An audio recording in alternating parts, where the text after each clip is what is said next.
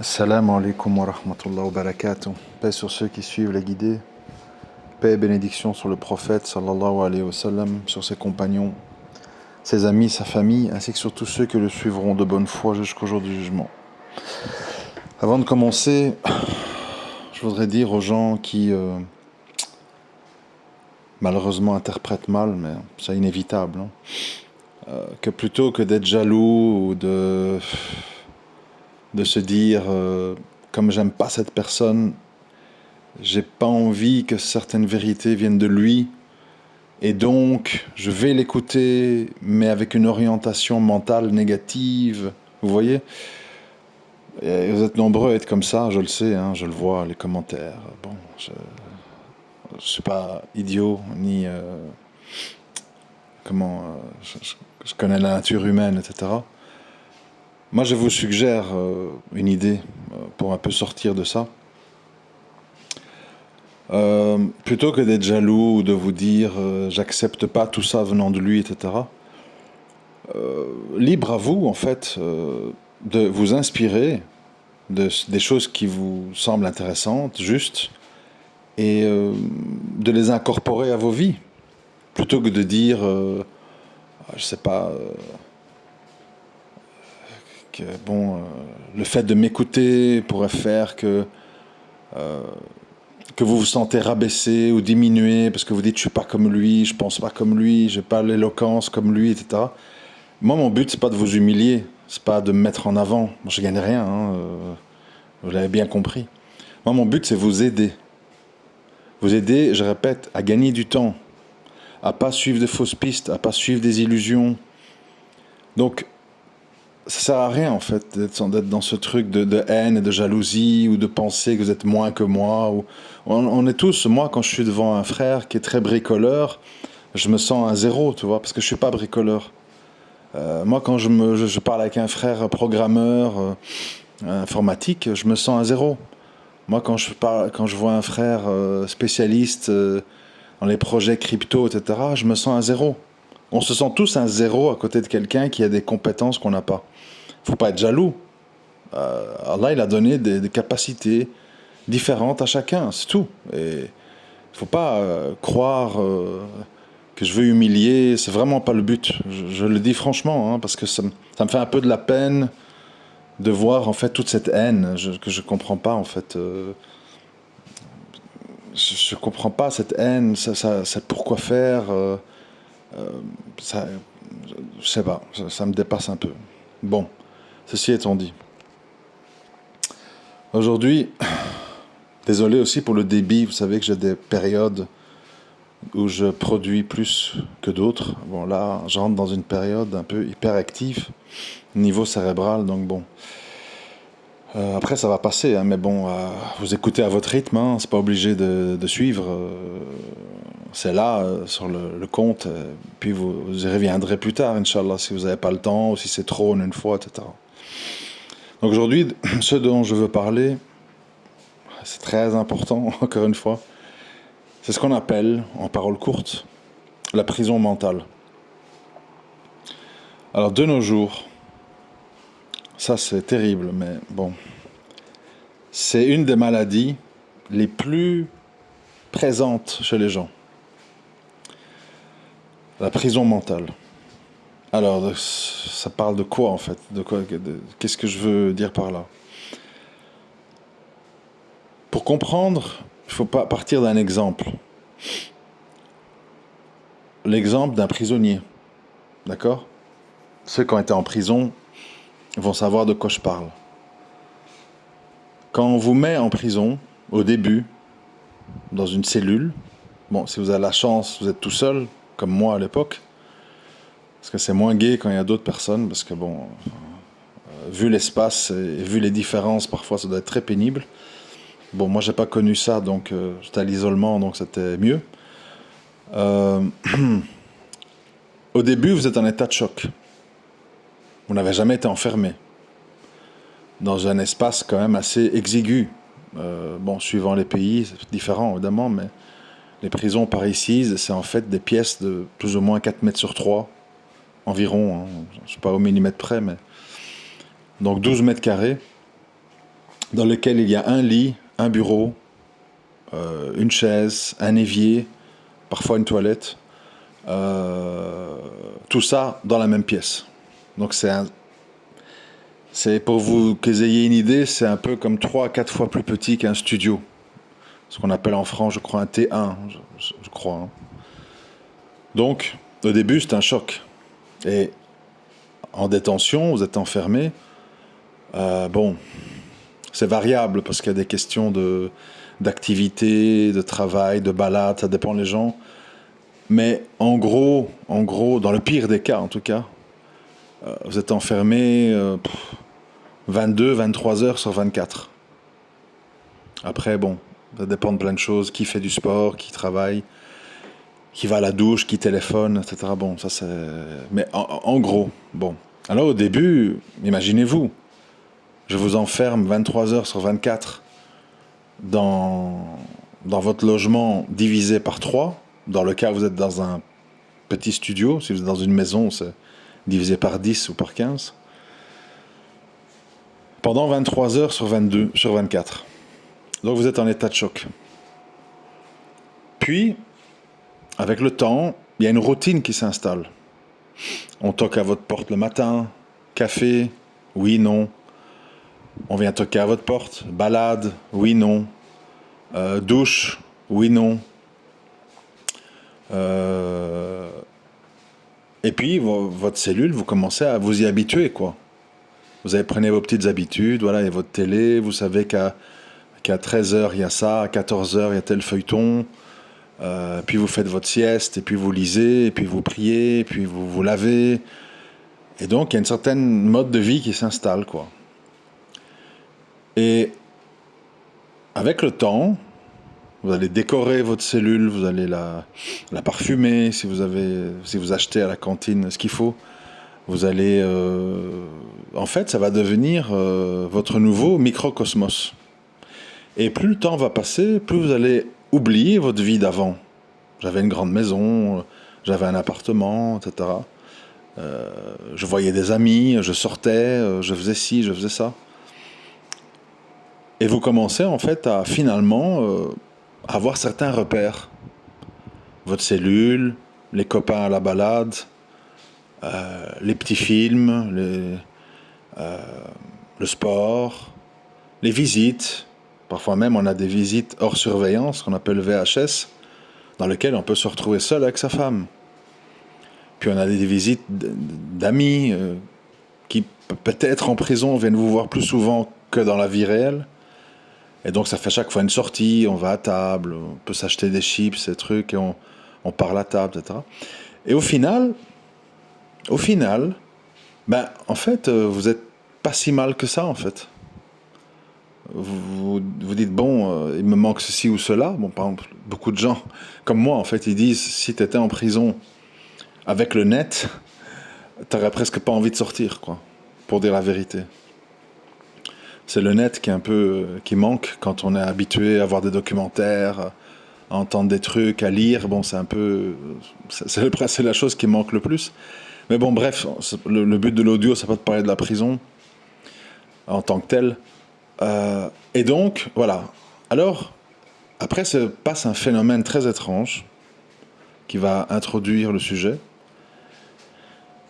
C'est que quand on vous dit, monsieur X, Y, dans 3 jours, vous êtes libéré. Au début, t'es content. Eh les gars, je vais être libéré, truc, machin. Bon, les gens ils parlent à la fenêtre. Bon, moi j'ai été témoin de tout ça, hein, donc c'est comme ça que ça se passe. Tout le monde est excité, etc. Je sors, bon. Et qu'est-ce qu'on remarque en fait? Beaucoup de gens, beaucoup de détenus en fait, qui sont restés quand même moyennement longtemps en prison. Au début, il y a l'euphorie de la libération, et puis il y a la peur. Il y a la peur parce que on dit, oh mais attends, dehors en fait je dois me prendre en main. Je dois trouver un appart, je dois trouver un travail, je dois acheter des meubles, je dois payer mes factures, je dois nettoyer. Vous voyez, on se rend compte en fait que la liberté, ça fait peur.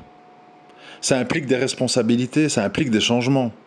Ça implique de devoir ne plus être vraiment encadré comme en prison.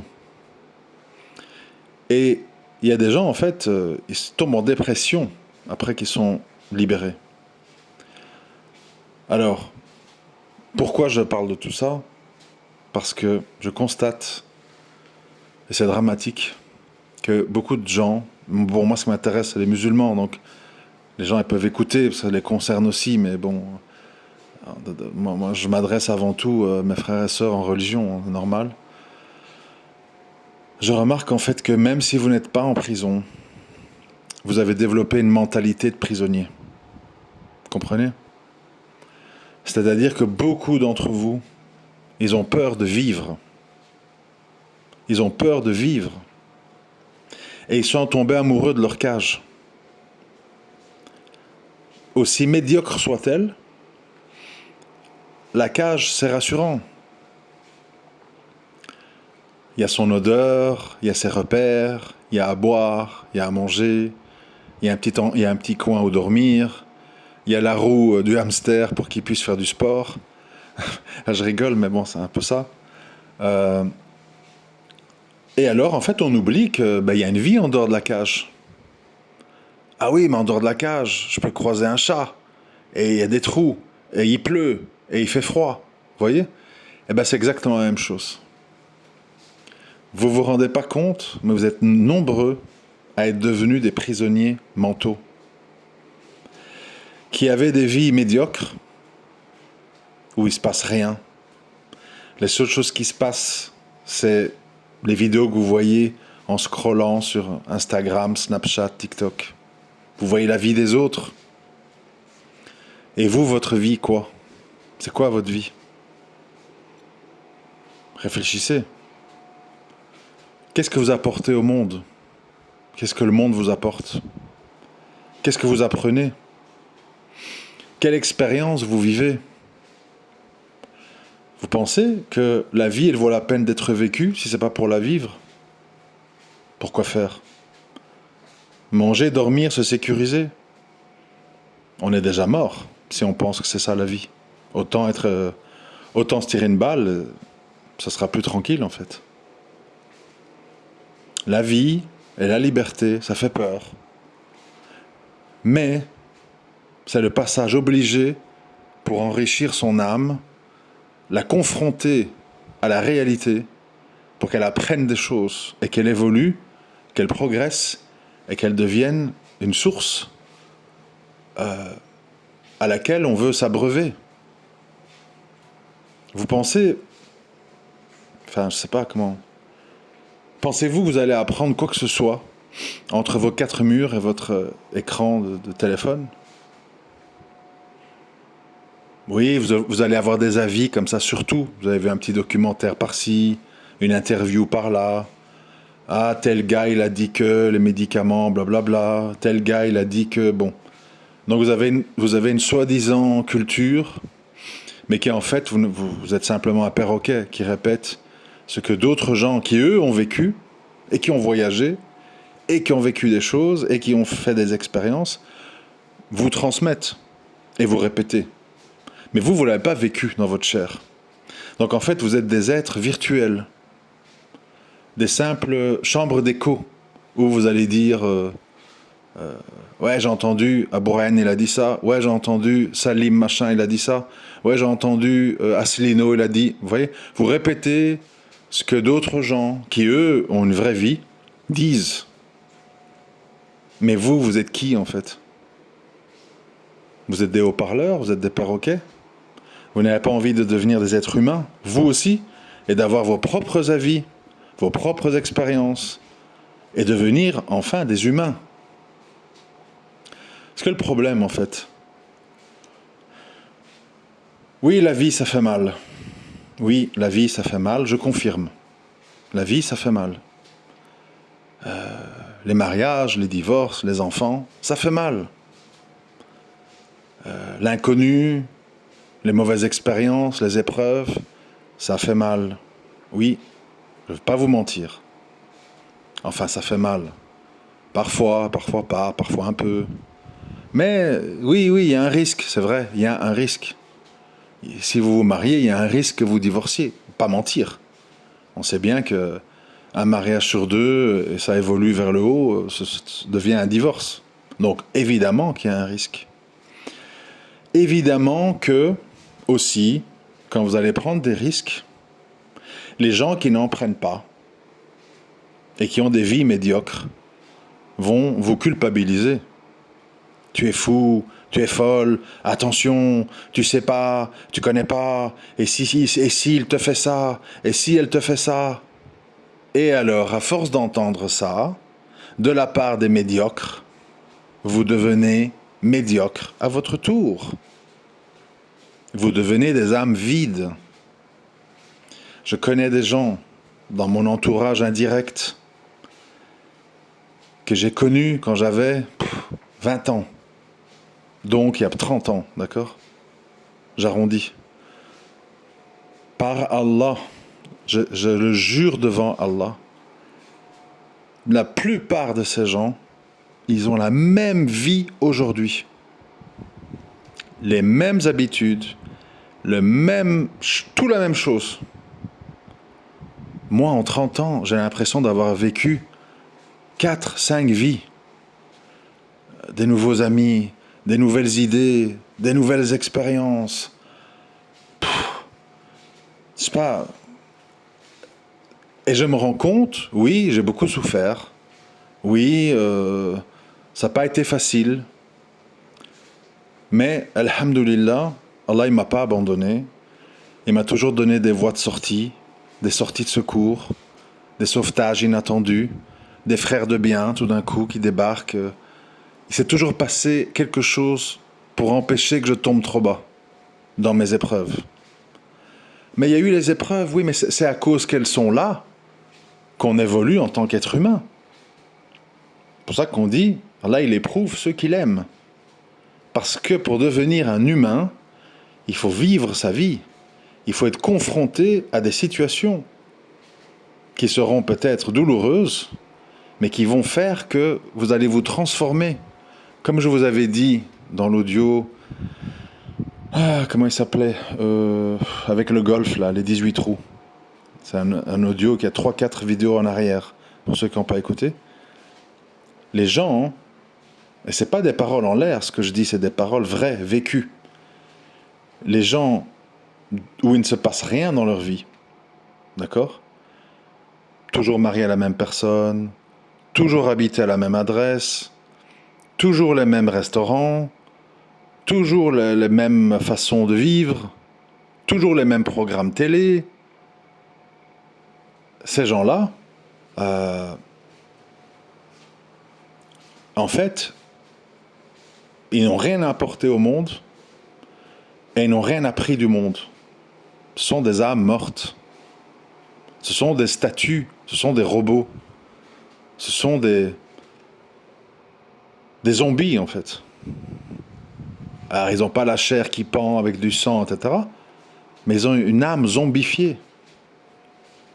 C'est pour ça que je dis, à contrario, à l'inverse, à tous les frères et sœurs qui ont souffert.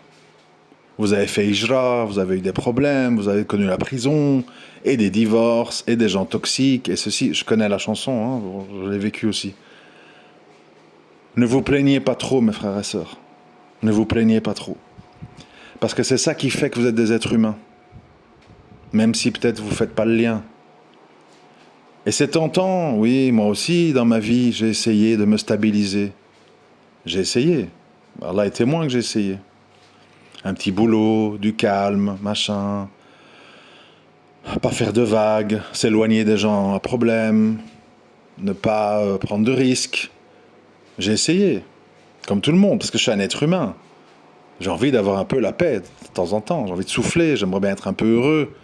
J'aimerais bien être avec une femme aimante, etc. Bon, comme tout le monde. Mais dans mon cas, Allah, il me laisse pas en fait.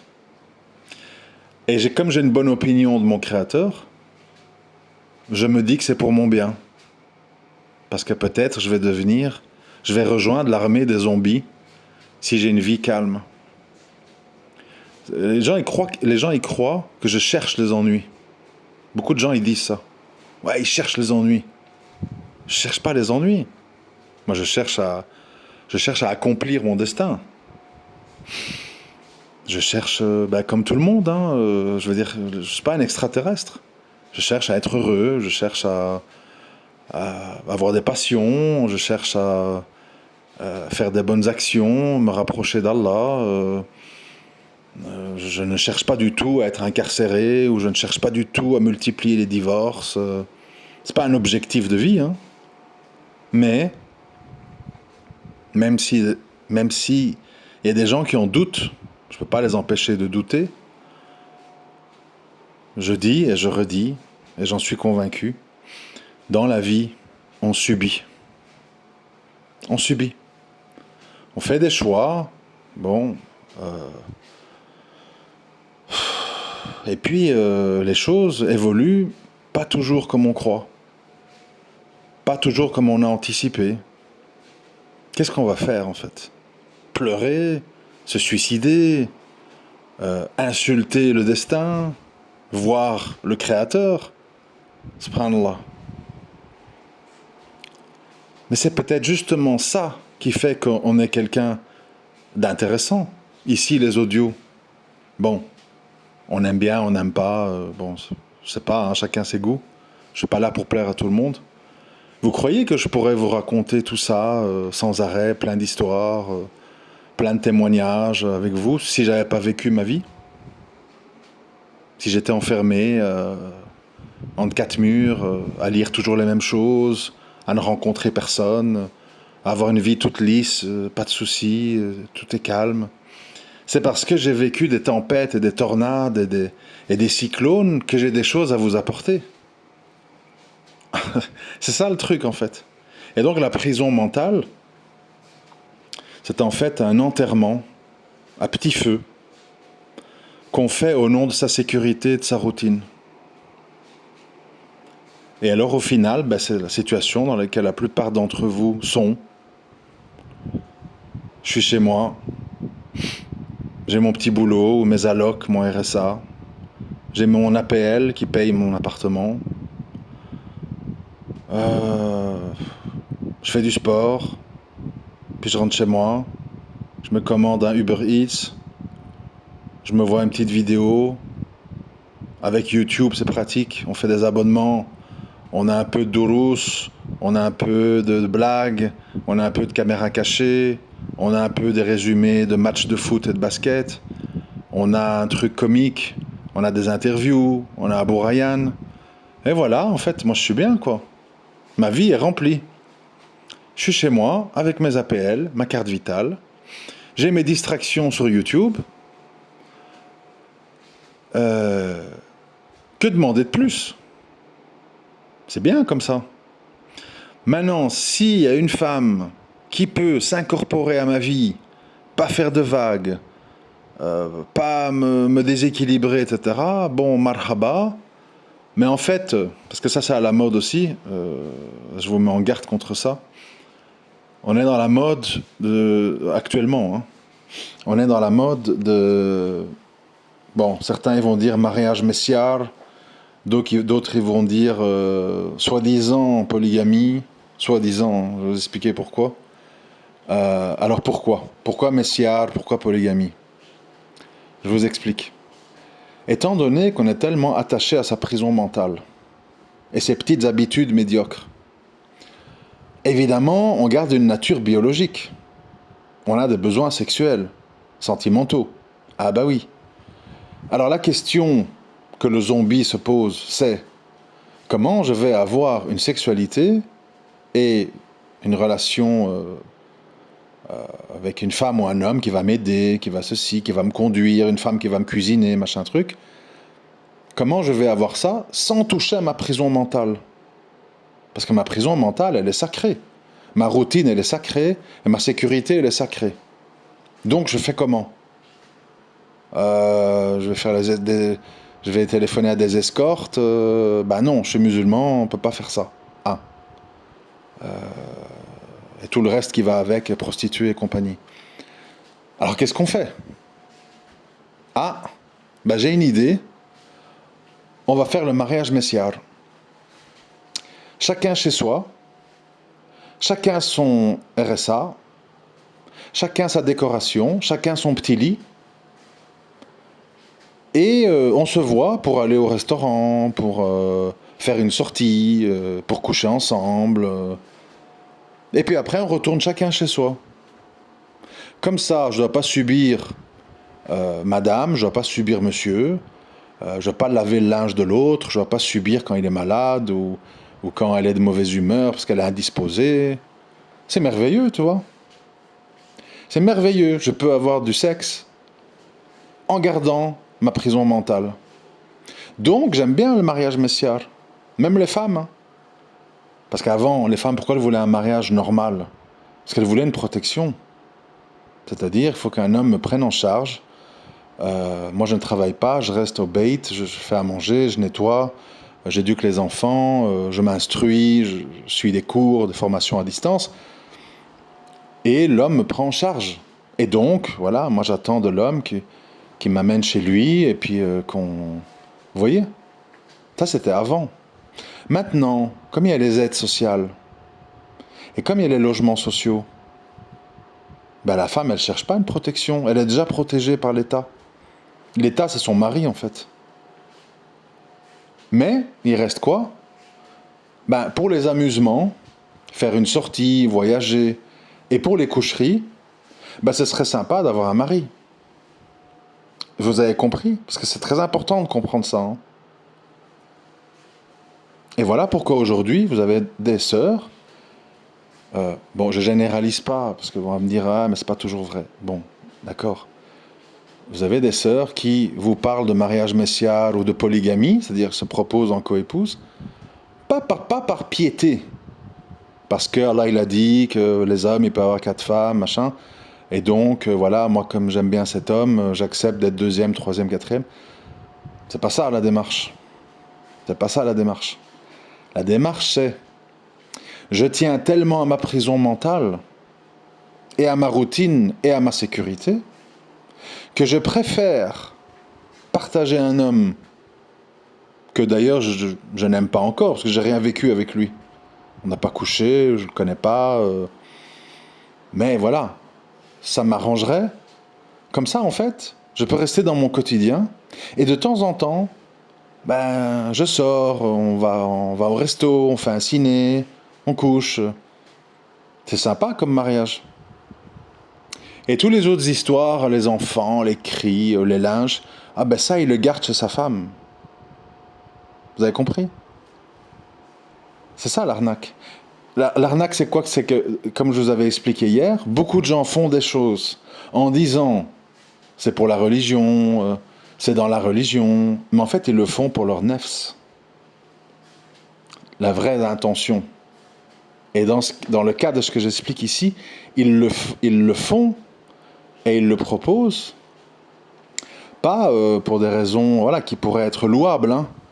Je ne sais pas, une femme est très riche et un homme est pauvre. Ben, une femme, comme elle aime cet homme, parce qu'il a des valeurs morales, des valeurs religieuses, il lui plaît physiquement et tout, elle dit écoute, j'accepte de mon plein gré de partager ma fortune avec toi, parce que tu es pauvre, moi je suis riche, mais je t'aime en tant qu'homme. Vous voyez, ça c'est machallah, tu vois, c'est bien.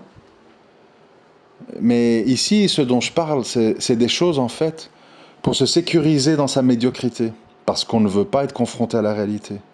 La réalité, c'est supporter l'autre tous les jours, c'est devoir gérer un foyer, devoir gérer les humeurs, les enfants, vous voyez, les gens, ils fuient ça. C'est pour ça que les gens, en fait, ils se marient plus, ils font plus d'enfants, parce qu'on est dans le culte du soi. Mes petits abonnements YouTube, ma décoration, mon chez-moi, mon havre de paix. Le monde dehors me fait peur. Mais j'aime pas être tout seul, quoi. J'ai envie d'avoir des amis, j'ai envie de sortir, j'ai envie d'avoir une copine. Enfin, je parle pour tout le monde, nous, on va dire une femme, etc. Et donc, on dit, ouais, on fait comment? On fait comment? C'est simple. C'est l'histoire des sex friends. Chez nous, on va l'appeler autrement, mais bon, c'est la même chose en fait, hein. On se voit de temps en temps, on se fait du bien, puis après, on va chacun dans notre vie où on est rassuré. Hijra, même chose.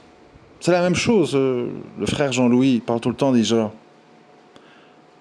Mais il comprend pas une chose, euh, c'est la prison mentale. Lui, il fait partie des gens qui veulent vivre leur vie. Il prend des risques. Il a pris des risques. Il voyage, des gens qui parlent pas sa langue, je connais pas. Bon, puis Allah, il assiste.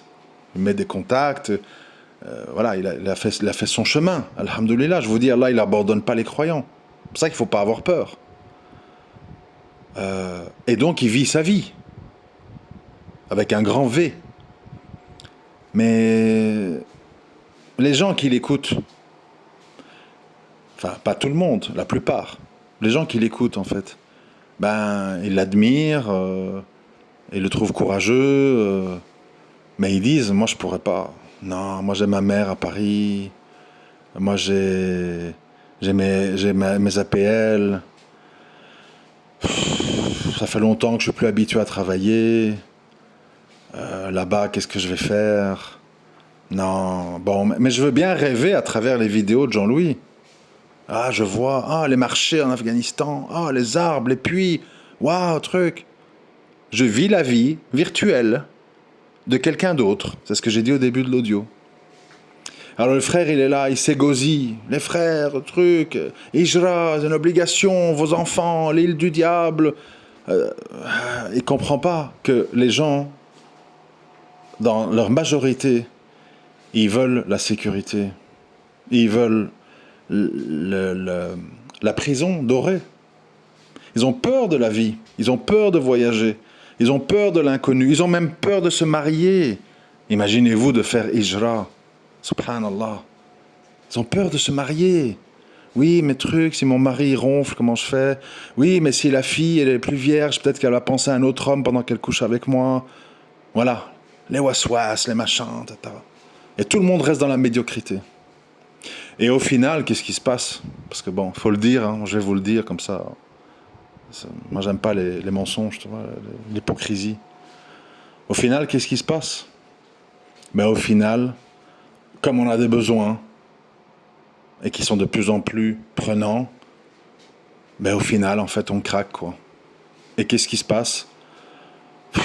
Comme la famille ne pourrait pas comprendre qu'on a un mari sans vivre avec lui, et que ceci, et que l'homme qui nous plaît peut-être ne plaît pas à la famille, on a des petits copains en cachette, et puis finalement on couche, ni vu ni connu, et chacun chez soi, et personne ne sait rien, et tout le monde est content en fait. C'est ça qui se passe, hein. C'est ça qui se passe au final. Parce qu'évidemment les familles, voilà, bon, suivant leur niveau de religiosité, ben, ils auront des exigences. Et comment? Et la fête, et la dot, et oui, mais lui, ah, il est tunisien, ah non, chez nous, on veut que des Oranais, gna gna, bon. Donc c'est compliqué en fait. Alors la fille, quand elle a un type qui lui plaît, elle dit bon, dans ma famille c'est impossible, ils vont me faire ci, ils vont me faire ça, ça va prendre un temps fou. Soit. Et alors, les gens passent à l'acte. C'est tout. Et ils ont leur voile, et ils ont leur barbe, et tout le bazar. Histoire vraie, vécue, entendue, vérifiée. C'est comme ça. C'est comme ça qu'on ne veut pas vivre la vraie vie, en fait. La vraie vie, c'est telle sœur me plaît, elle a l'air d'être bien. Elle a l'air, je sais pas. Je n'ai pas vécu avec. Elle a l'air d'être bien. Eh ben, on va affronter la vie à deux. Et puis on va faire hijra à deux. Et puis on va faire un business à deux. Et puis on va faire des enfants à deux. Il y aura des hauts, des bas, des malentendus, des réconciliations, de l'union sexuelle, et puis peut-être un peu des périodes d'éloignement, et puis on revient, et puis des trucs. C'est ça la vie. Non, les gens, c'est... Je veux tout lisse. Lisse, sans risque. Ben, lisse, sans risque, c'est zombie dans le haram. Voilà. Je m'excuse, hein, parle franchement. Hein. Et la question de fond qu'il faut se poser, c'est est-ce qu'on est là pour vivre ça? Vous imaginez, je vais vous faire une scène de théâtre, là, tu vois. Vous imaginez, comment? Vous vous retrouvez au bled, je sais pas, avec des gens un peu débrouillards, tu vois. Moi, j'en connais, hein, des Marocains, des Tunisiens. Oui, j'ai vécu 2 ans en France, 3 ans en Italie, j'ai fait ci, j'ai fait ça. Là-bas, je nettoyais les voitures, ici, je vendais des machins. Puis je suis revenu, j'ai construit une maison, et puis je me suis marié, et puis j'ai divorcé, et puis je me suis marié une Italienne, et puis machin, et j'ai eu un enfant. Bon, enfin, ils ont vécu la vie, quoi. Des hauts, des bas, des trucs, des aventures, des expériences, bon. Lui, il va vous dire ça. Et il va te dire, et toi, Harry, raconte-moi un peu ta vie, qu'est-ce que t'es devenu toutes ces années, là, que t'étais en France, là, à Mantes-la-Jolie? Ah, ben écoute, j'ai trouvé un boulot dans un garage, puis j'ai fait un peu de Uber, voiture, là, transport, taxi. Et écoute, après 10 ans sur liste d'attente, la ville m'a octroyé un logement social. Ça coûte 600 euros de loyer, mais les APL payent 450. Je suis là, je suis entre mon boulot et chez moi, et quand je suis pas trop fatigué, parfois je vais à la salle de sport. Et voilà ma vie en fait. Ah, ah d'accord. Et quoi, t'as pas de femme, t'as pas d'enfant? Oh mon frère, c'est bien, les femmes de nos jours, hein, bon, le mariage est difficile, hein, sont très exigeantes. Moi j'habite un petit studio social, les femmes elles veulent plus. Donc bon, on se débrouille, hein. Oui, mais tu fais comment, Harry, pour ta sexualité? Sabre, Allah me facilite, je suis patiente. Voilà. Voilà la réalité. Alors, qui a vécu la vraie vie et qui a vécu une fausse vie? La vraie vie, c'est celui qui a bourlingué, qui a vécu plein de choses, des hauts, des bas, des épreuves, des emprisonnements, des expulsions, des enfants qui ne voient plus parce qu'ils sont avec leur mère, machin. Bon. C'est ça la vie. Les gens, ils veulent pas accepter que c'est ça la vie. C'est pas la vie qu'on voudrait parce que nous avons tous dans le cerveau l'idée que la vie, c'est le paradis. Mais le paradis, c'est pas ici. C'est pas ici où tout le monde s'aime, on se dispute pas, tout le monde est de bonne humeur, on chante, on mange, on truc. Ça, c'est pas ici, ça n'arrivera jamais. Ici, c'est soit tu vis la vie comme elle est, avec des coups, des hauts, des bas, etc. Ou soit tu te caches et tu deviens un zombie mort avant d'être sous terre. Clair, net et précis. Il faut choisir. La peur, c'est un sentiment qui nous a été octroyé dans le but qu'on fasse attention. Oui, on doit avoir peur. Tu vois un chien de 50 kilos qui grogne, tu dois avoir peur. Tu ne dois pas être inconscient. Ouais, qu'est-ce qu'il y a? Tu vas me mordre.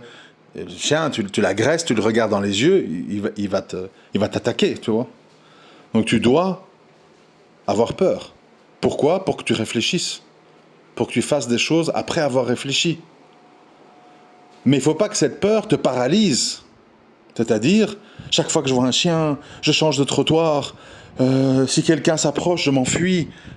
C'est pas ça le but de la peur. La peur, c'est tu viens doucement vers la personne qui a le chien. Et tu dis, il est gentil. Oui, il est gentil. Voilà, tu le vois. Tu lui parles avec une voix douce. S'il bat la queue, qu'il n'a pas l'air de grogner, tu lui caresses la tête, etc. T'as peur, mais tu vois, tu fais attention, mais tu vis une vie normale, quoi. Tu commences pas à t'enfuir, à crier, un chien, bon. Comme il y a des gens, tu vois, ils ont des phobies, comme araignée, machin, le chien, la souris, la vie, les divorces. Ouais, bon, ouais, ben oui, ça...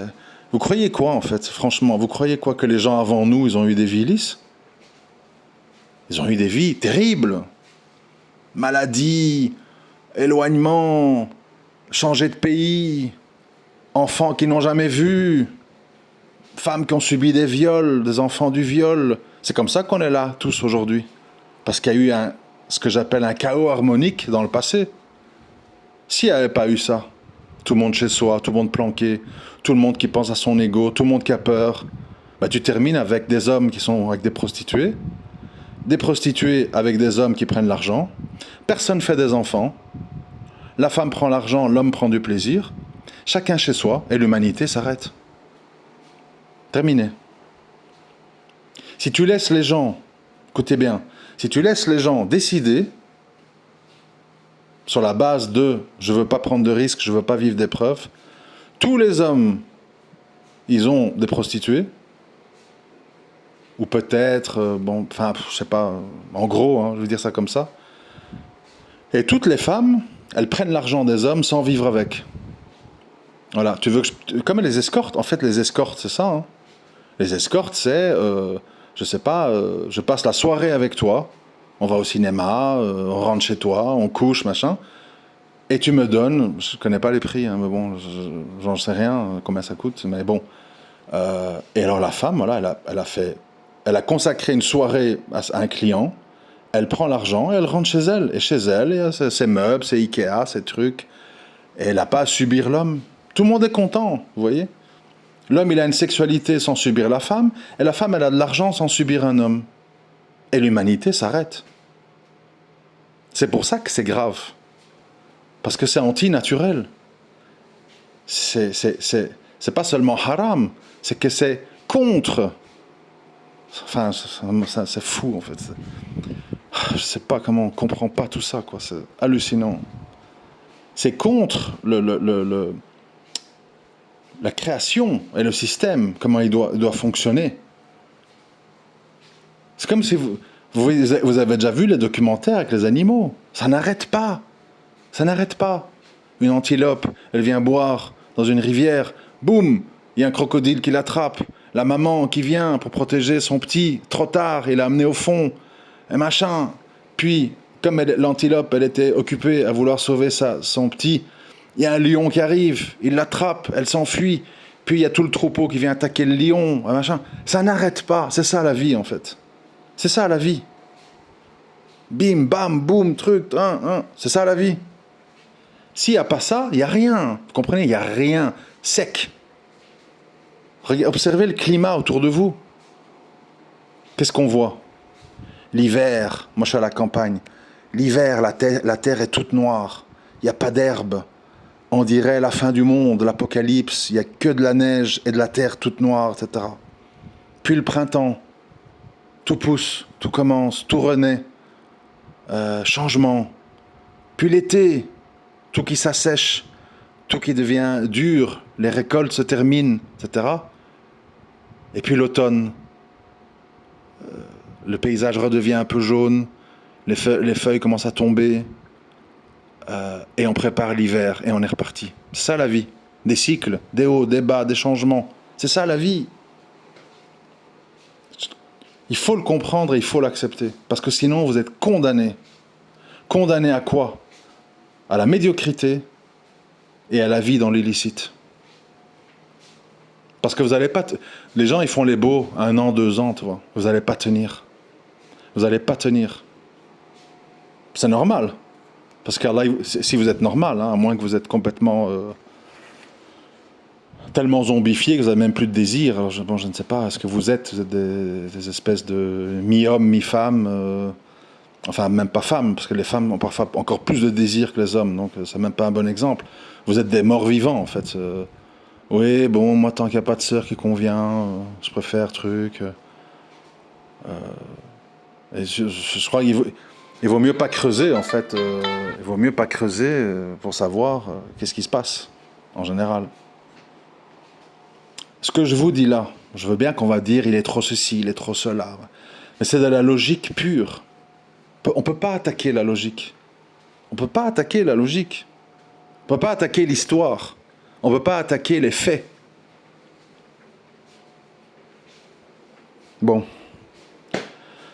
Voilà, en d'autres termes, soit vous acceptez Allah comment il a créé le monde et ce qu'il attend de nous, et vous vivez votre vie. Soit votre Qibla, c'est votre prison mentale. Et tant pis pour vous. Tant pis pour vous. Vous tirez sur vos joints pour oublier votre vie. Vous snifferez votre coke pour vous sentir bien dans votre peau. Et vous vivrez pas la vraie vie en fait. Ah si, j'oubliais, pardon. En mai 2026 va arriver GTA. Vous pourrez vivre la vie d'un voyou à Los Angeles. Ah oui, ça va aller. Parfait. T'inquiète pas. Tu seras dans ton petit studio avec GTA et tu auras l'impression de vivre des choses. Subhanallah. Assalamu alaikum wa rahmatullahi wa barakatuh.